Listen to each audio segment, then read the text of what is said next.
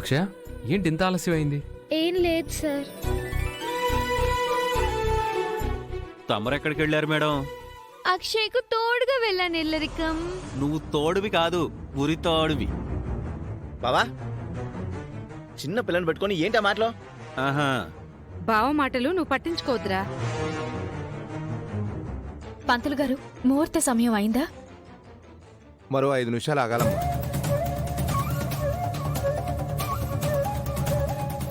అక్షయ, అక్షయ ఎక్కడికి వెళ్తున్నావు?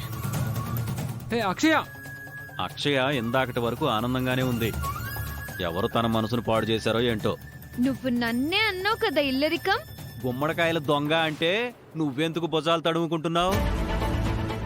అమ్మా, ఇక్కడ బాగుండడం అవసరం అంటావా? మనమెవరం అవసరం లేదు, కానీ తప్పదు కదా.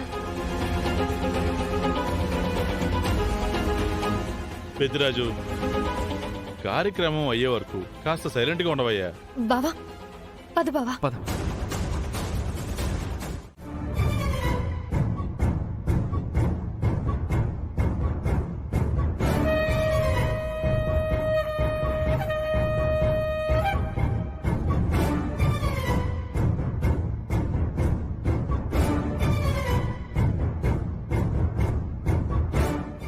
మాకు బిడ్డగా దత్తత రావడం ఎంతో అదృష్టమని రాత్రంతా ఎంతో సంతోషించిందానివి. ఇప్పుడు ఇలా ఎందుకు మాట్లాడుతున్నావు? ఇంత దాకా వచ్చిన తరువాత అంత పెద్ద మాట ఎలా అన్నావమ్మా?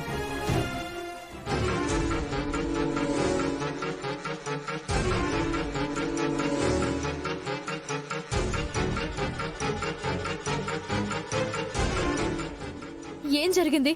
ఎందుకు ఇలా అంటున్నావు? నిన్ను దత్తత స్వీకరించడం ఎప్పుడెప్పుడు జరుగుతుందా అని ఎంతో ఆరాటంగా ఎదురు చూస్తున్నావు తెలుసా? అసలు ఈ సమయంలో నీ నోటి నుంచి అలాంటి మాట రాకూడదు. వచ్చింది అంటే ఏదో కారణం ఉండే ఉంటుంది.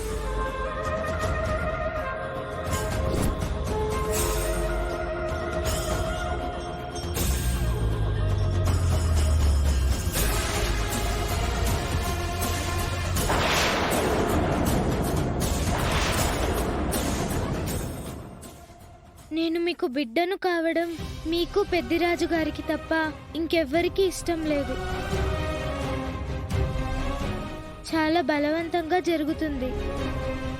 అందరి వ్యతిరేకత మధ్య నేను మీ కూతురు కావడం కంటే ఎప్పట్లా ఇలాగే ఉండిపోవడం మంచిది కదా. వద్దమ్మా, అలా అనొద్దు.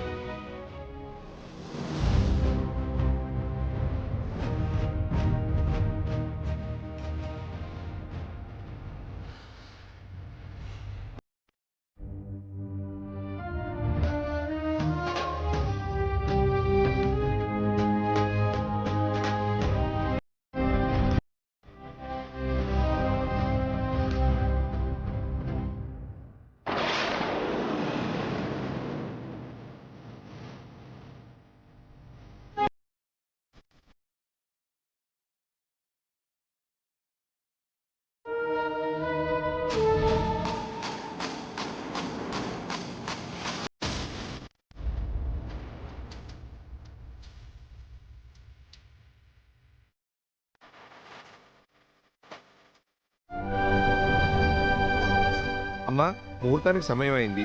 ఇక కార్యక్రమం మొదలు పెడదాం. వచ్చి కూర్చోండి. రామ్మా, కూర్చోండి.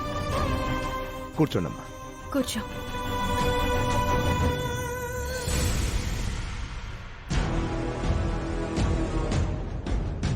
పాపని దత్తత తీసుకునేవారు మీరు. దత్తత ఇచ్చేవారు ఎవరమ్మా? దత్తతిచ్చేవారు ఎవరూ లేరండి. అక్షయ ఓ అనాథ.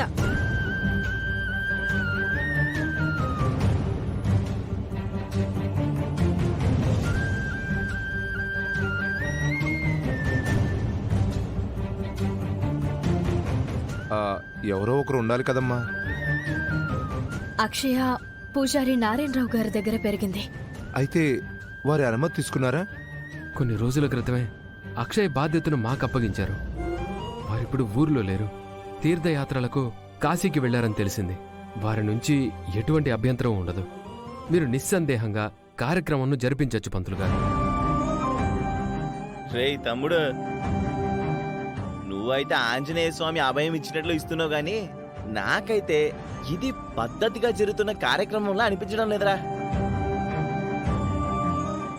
నాకు అదే అనిపిస్తుంది.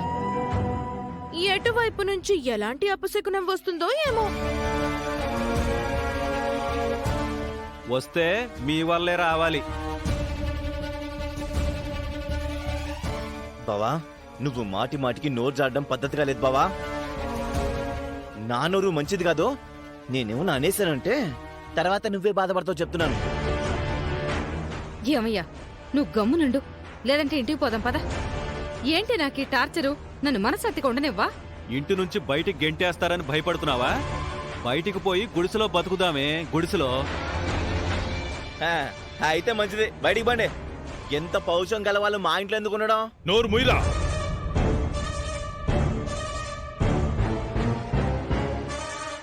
పెద్ద చిన్న లేకుండా ఏంట్రా మాటలో? అది కాదు నాన్న, బాబు కూడా కొంచెం గట్టి పెట్టండి.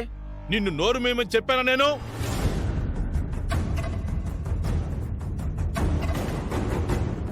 చూడండి శ్రీకర్, మీకోసమని ఇక్కడికి వచ్చాం.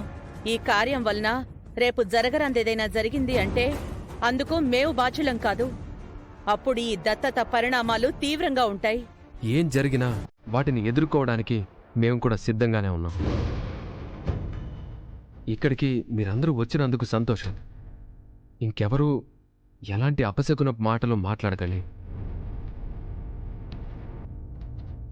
పంతులు గారు, ఇక మీరు మొదలు పెట్టండి. అలాగేనమ్మా.